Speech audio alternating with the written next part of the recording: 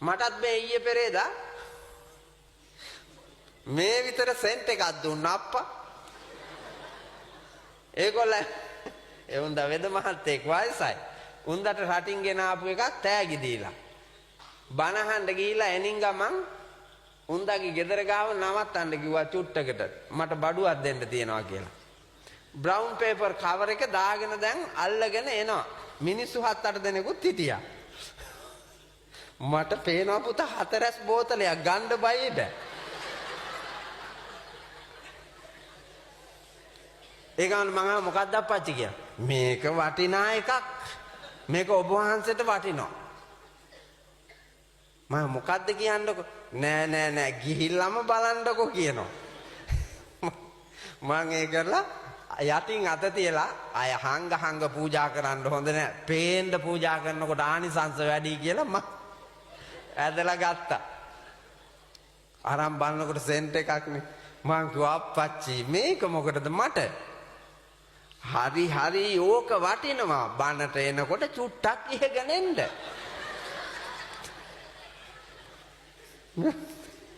උන්දගේ ශ්‍රද්ධාව. උන්ද දකින්න විදිය. ඒගොල්ලෝ මං කමක් නැහැ කියලා සීට් එක අයිනෙන් තිබ්බා. ටික දුරක් ඇවිල්ලා අපේ රියදුරා හයියෙන් සාදුකාරයක් පැවැත්තුවා. මම මොකද යකෝ කියලා. නෑ මගේ පිනනේ මම මේ කල්පනා කරුවේ. එක එකාට සැප තියෙන තැන් පුතා. එක එකාට සැප තියෙන තැන්. දකින්න විදිය ලෝකේ. හැබැයි ඔය ඔක්කොගෙම පුතා තියෙන්නේ දුක පමණමයි. නිමාවක් නැහැ. එක සෙන්ට් පාරක් ගහලා සදාකාලිකද? පිටපැත්ත සුවඳ තිබ්බට ඇතුළ ගඳ නව දොරකින් පුතා පිටපැත්තට සෙන්ට් එකක් හැලුවා කියන්නකෝ. නව දොරකින් ජරාව වැක්කිරන මේ ශරීරයේ මේකට පාචනය වුණොත් මේකට පාචනය සෙන්ට් පිට සෙන්ට් හැලුවත් වැඩක් නෑ. මන් දන්නවා මෙතන දැන් මේ ඉන්න අය අතරේ සෙන්ට් ගාගෙන ආපු අය ගොඩාක් ඉන්නවා. ඔය මැද්දේ එක්කුට පාචනය වුණොත් දැන් මේ මුළු දම් සභා මණ්ඩපයේම ඉන්න බෑනේ පුතා. අර සෙන්ට් හලාගත්තේ උන් ඔක්කොම පරාදයි අරකගේ එක දොරක් ඇරියාම. නව දොරෙන් එක දොරක් අරපු ගමන් ඉවරයි. දොරවල් 9යි නේද? එළියට විවෘත දොරවල් 9ක් අපේ ශරීරේ තියෙනවා. මොනවාද? බෙල්ලෙන් උඩ තියෙනවා 7ක්. ඇස් සිල් 2යි, කන් හිල් 2යි, නාස් සිල් 2යි, කටයි. තව හිල් 2ක් තියෙනවා පල්ලෙහා බරපතලයි. මේ හිල් 9ෙන්ම පුතා කුණු වැක්කිරෙනවා. මම මේ කියන කතාව බොරු නම් හෙට උදේ නැගිටලා මිනිහෙක් ගාව ගිහිලා හිට ගන්න. ඔබට හිට ගන්න පුළුවන්ද බලන්න. මන් දන්නවා මිනිහා ඉදිරියේ ගෑණි හිට ගන්න කැමතිත් නෑ. ගෑණි ඉදිරියේ මිනිහා හිට ගන්න කැමතිත් නෑ. ඒ නිදාගෙන හිටපු ගමන් නැගිටලා ගිහිල්ලා අඩුම තරමෙන් මූණ කට චුට්ටක් හොදලා හිස රැවුල් හරි ගස්සාගෙන මූණ දිහා බැලුවොත් මිසක් නැත්තම් බලන්නේ. හේතුව වැක්කිරිච්ච ජරාවේ ප්‍රමාණය දන්නේ නැහැ. ඒ තරම් ජරාව පුතා මොහොතක් පාසා මේ කුණු වෙලා යන ශරීරයට සැප කියලා හිතාගෙන ධර්මයට පිටුපාලා අපි নানা ප්‍රකාරේවා ලබා දෙනවා කිසි පළක් නැහැ පුතා. හැබැයි ඔබ ධර්මානුකූල වුණොත් ඔබට නිසි සැපත තෝරාගෙන මේ ශරීරය සන්තෝෂයෙන් ආයුරාරෝග්‍ය ආදී සැප සම්පත් ඇතුව ජීවත් කරවීමේ වාග්ය තියෙනවා. දැන් ඔය සිල් ගන්න එන අම්මන්ඩිලා ඔක්කොම සුන්දර ගෑනුද? පවුම පව්. ඔවුන්දලා ගාව තියෙන පව්. මේ කොල්ලෝ ගාවවත් නෑ අප්පා. ඔවුන්දලා කොච්චර අපරාධ කොල්ලද ඔය ඉන්නේ ඔය හිටියට. දැන් ගෝණි පඩංගු වාගේ හං ඇකිලිලා ඇට දිරලා දත් හැලිලා කෙස් පැහිලා කන් ඇහෙන්නේ නැතුව ගිහිල්ලා දි รา පත් වෙච්ච මෙවුන්දලා දැන්නේ ආඳුන්නේ සිල් ගන්නේ. ඔවුන්දලා ආවත් නැතත් සිල් තමයි. දැන් සිල් බිඳින්න හිතුණත් බිඳින්න බෑනේ. බිඳින්න හයිය නෑනේ. බිඳින්න හයිය නෑ. ඒ හින්දා එනවා. කෙල්ල කාලේ කොහෙද හිටියේ? පන්සලේමයි. පැනපු පැනිලි සිහිපත් වෙන ඇති අවුරුදු 15 16 17 18 19 මතකද? දැන් මතක් වෙන්නේ නැත්නම් ගෙදර ගිහින් බුදියන් ඉස්සෙල්ලා අඩේ හාඳුරුව මෙහෙම එකක් කිව්වා. ඇත්තටම මං අවුරුදු 15 16 17 18 19 20 කාලේ මොකද කෙරුවේ? සුන්දර චිත්‍රපටියක් පෙනේ. ඔව්. ප්‍රේමනීය සමහර විට වැඩිහිටියන්ට පමණයි. චිත්‍රපටියක් පෙනේ මෙවුන්දලාගේ කෙල්ලෝ කාලේ අධ්‍යයනය කළොත්.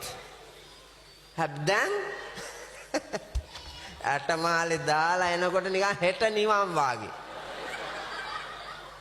ඔව්. හෙට නිවන් වාගේ පෙනුම. ඒකොල්ල දැන් අර හීන් එකීලා දිහා බලලා රවලා ගොරෝලා පේන නේද? කිසි චාරයක් නැහැ. කොටට කොටේ ඇඳගෙන හිරට හිරේ ඇඳගෙන ගැරන්ඩියෝ බිත්තර ගිල්ලා වාගේ මේ කිලා කලිසම් ඇඳලා එනවා පන්සල්.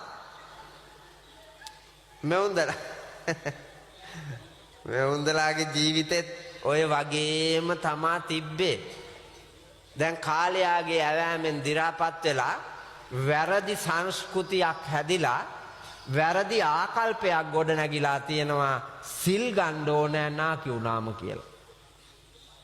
අහන්නකො බොරුද කියලා. සිල් ගන්න ඕන නාකි වුණාම කියලා තමයි හිතේ. අපි හාඳුන්නේ සිල් ඕනන්නේ මේ සිල් බිඳෙන වයසේනේ. අවුරුදු 10 11 12 13 14 15 ඊළඟට 20 25 30 35 මේ නාඹර ගැටවර තරුණ මැදියම් වයසේනේ සිල් බිඳින්නේ. බිඳින්න හයිය තියෙන්නේ ඒ වයසේනේ. නාකි වුණාම නාකිනේ නාකි නොහැකි නොහැකි නාකි මොනවද නොහැකි? සිල් බිඳින්න නොහැකි බැවින් නාකි තමයි. සිල් වඩන්න සිල් පුරන්න ඒත් නොහැකි.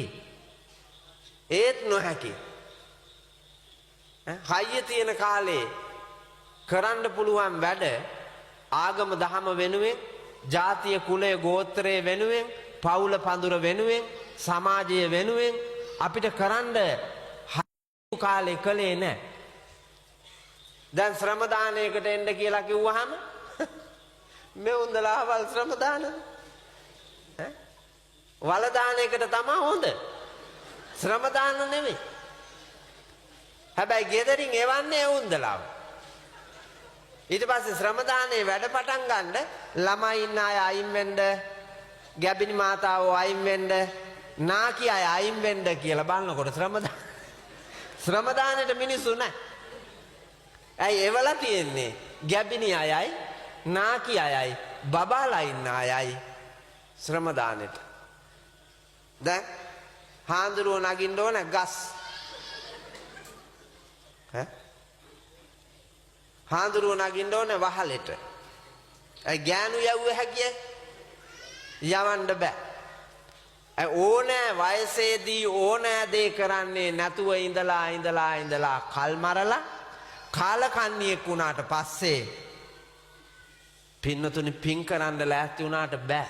සිරියහනේ ලනු ඉහිරි සුසුම් හෙලන රෑ මකුළු දැලින් සිරි සිරියේ වියන් බඳින රෑ යටලියෙන් නාරිලතා මල් පූදින්නේ යටලියෙන් නාරිලතා මල් පූදින්නේ සඳින් සඳක් මුවා වෙලා කල දවසත් ගෙවි ගින් ඇහැට නුහුරු කඳුළු බින්දු පැදුරට මුහු වෙලා උරෙන්.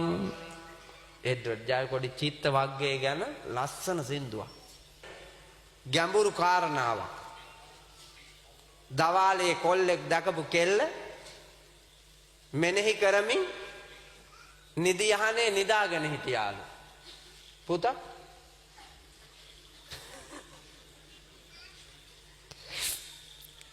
නිදියහනේ නිදාගෙන මෙනෙහි කර කර හිටියා මූට නිින්ද ගියාලු. නිින්ද ගියාට පස්සේ නිින්දෙන් පේනවලු මුදුන් යටලියේ ඉන්නවා දැන් අර කෙල්ල. මුදුන් යටලියේ ඉන්නවලු නිරුවතින්. රෙදි නැතුව මුදුන් යටේ ඉන්නවලු. නාරිලතා මලක් වගේ. සිරියහනේ ලනුහිරි සුසුම් මෙලන රෑ මකුළු දැලෙන් සිරිසිරියේ වියම් බඳින රෑ. යටලීයේ නාරිලතා මල් පූදින්නේ. නාරිලතා මල රෙදි ඇඳලා නෑනේ පුතා. නාරිලතා මලේ තියෙන්නේ ස්වභාවය පිපුණාම ගැහණියකගේ රූපය නිර්වල්. ඒ නාරිලතා මල පිපිලලු යටලීයේ දවල් කාලේ දැකපු. මේකා ඒක දිහා බලාගෙන හිටියාලු. බලාගෙන ඉඳලා දිග කතාවක්. නින්ද ගිහිල්ලා හිටපු මිනිහාගේ ශරීරයේ පාලනය හසුරුවා ගන්න බැරුව මේ මිනිස්සයා රාගයෙන් බියරුව විනාශ වුණා කියලා කියනවා. හිත මොනතරම් බලවත්ද පුතා මේ ලෝකේ ඒවා අල්ලා ගත්තා. කෙලස් බර හිත. ඔයාලගේ කොච්චර අනියන් සම්බන්ධතා තියෙනවද?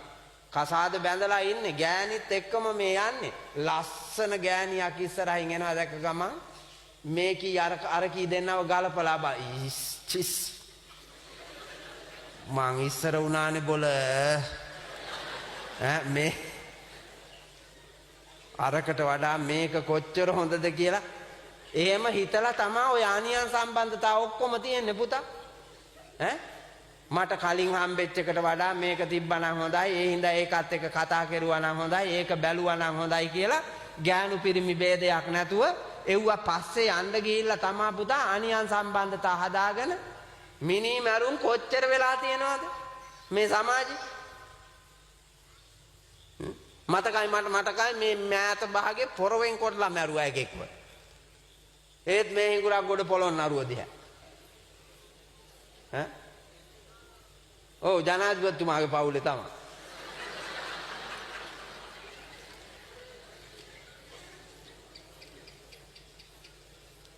කෙලවර නිමාව බලන්නකො. මේ එක දර්ශනයක් දැක්කහම ආයේ බන ඕනද?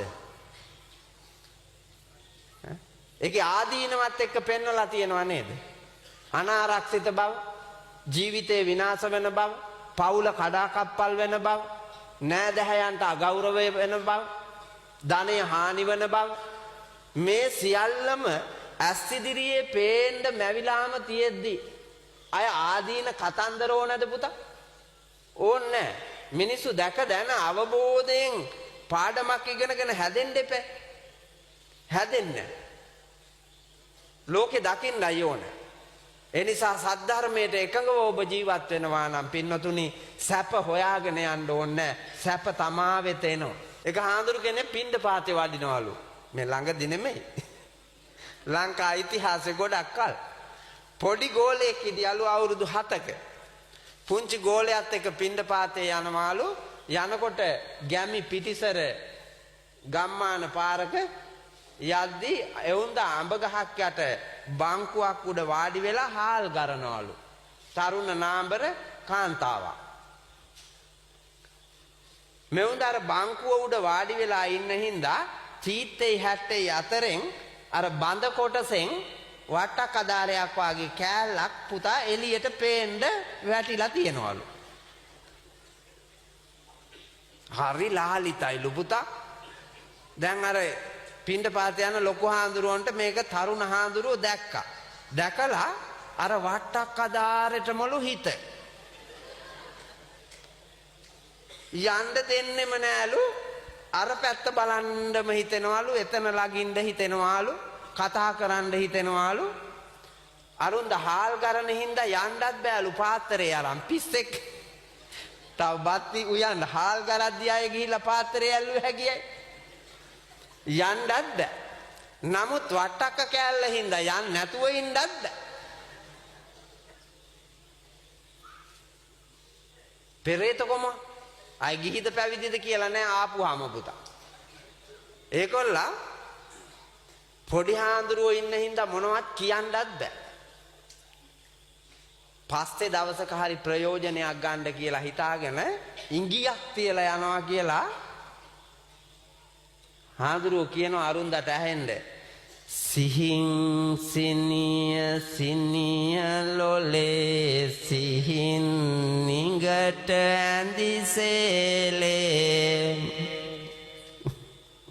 ඉතුරු පද දෙක කියන්න හුස්ම ගත්තලු පුතා.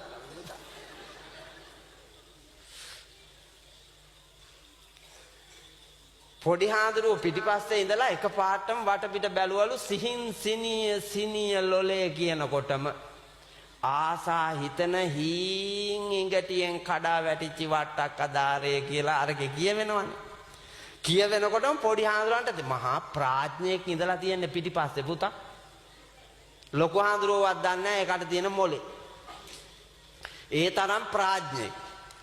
වටපිට බැලුවා බලනකොට මෙවුන්දාගේ ඇඟපසංග දැකලා ලොකු හාමුදුරුවෝ කුලප්පු වෙලා රාගික වෙලා මේ කියන්නේ මේකේ පටලැවුනොත් නම් සාසනෙත් ඉවරයි මාත් ඉවරයි ලොකු හාමුදුරුවෝත් ඉවරයි ඔක්කොම ඉවරයි. ඒ හින්දා වහාම දැම්ම මේකෙන් ගලවන්න ඕනේ කියලා බලන්නකෝ ප්‍රඥාව. ප්‍රඥාවන්තයාගේ ඔළුවට පුතා අසුරු සැනින් අදහස් එනවා. අර කාලිදාස පඬිතයෝ කලේ වැටෙනවා බලාගෙන ඉඳලා එකපාරටම රජුරවන්ට කියනවනේ. කාලිදාස පොකුණ ගාව ඉඳගෙන ඉන්නවා රජුරෝ නානවා මගුල් පොකුණේ දාස කෙල්ලක් කලේ අරන් එනවා වතුර ගෙනියන්න. රජුරුවන්ගේ පැහැබර ඇඟ දැකලා කෙල්ලගේ හිතට රාගය ඇති වුණා.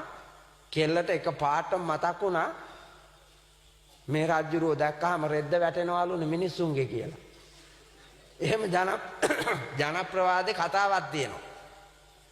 බෝජ රජුරුවන්ගේ ශරීරය දැක්කොත් එහෙම ගෑනුන්ගේ රෙද්ද වැටෙනවා කියලා. කතාවක් තියෙනවා. දුෂ්ටේ ශ්‍රී බෝජ රාජේන්ද්‍ර ගලන්ති ත්‍රීනි තක්ෂනා ශස්ත්‍රොක් ශස්ත්‍ර කවෙක්කස්ට නිබී බන්දු මුරුගී දුසාම් කියලා. සතුරන්ගේ අවි බිම වැටෙනවා කලාකරුවන්ගේ දුක්ගිනි නිවෙනවා ස්ත්‍රීන්ගේ රෙද්ද බිම වැටෙනවා. රජ්ජුරුවෝ ඒ තරම් පෞරුෂයෙන් සෝභමානයි කියලා මේකේ තියෙනවා.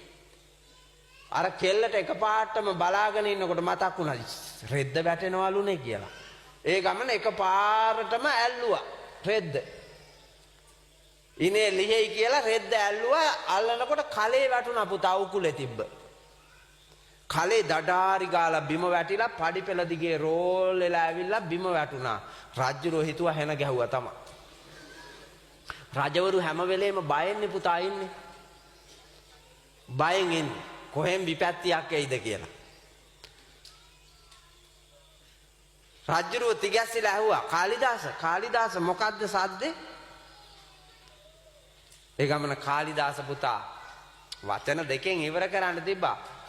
රජතුමනි අරකි කලේ ඇත ඇරියා. ඒක නේද පුතා සිද්ධිය? රජතුමනි අරකි කලේ ඇත ඇරියා.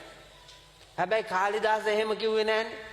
කාලිදාස කියනවා රාජාභිෂේකේ අද විශ්වලායන් හච්චාච්චුතේ හේම ගටක් ව්‍යාක්‍යාත් සෝපාන මාර්ගේ ප්‍රකරෝති සද්දං ටන් ටං ටටන් ටං ටටටං ටටං ටහ.